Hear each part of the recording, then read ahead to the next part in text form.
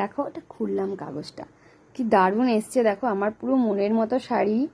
হ্যাঁ, হ্যান্ডলুম শাড়ি এটা, আমি খুব ভালোবাসি হ্যান্ডলুম শাড়ি পরতে, আমার খুব ভালো লাগে। আর বিশেষ করে এরকম শাড়ি পরতে আমি খুব ভালোবাসি। আমি খুব একটা বেশি রেড হলুদ পরি না, মানে অনেক কম পরি আমি রেড হলুদ। হোয়াইট তো প্রচুর পরি আমি।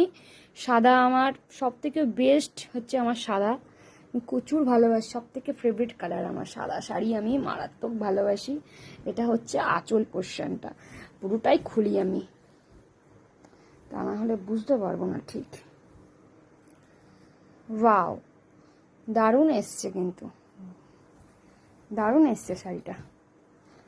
মানে এটা হচ্ছে আঁচল পোর্শনটা এরকম হবে, এই যে এই পজিশনটা যাবে। এটা আমি ব্ল্যাক ব্লাউজ দিয়ে পরবো।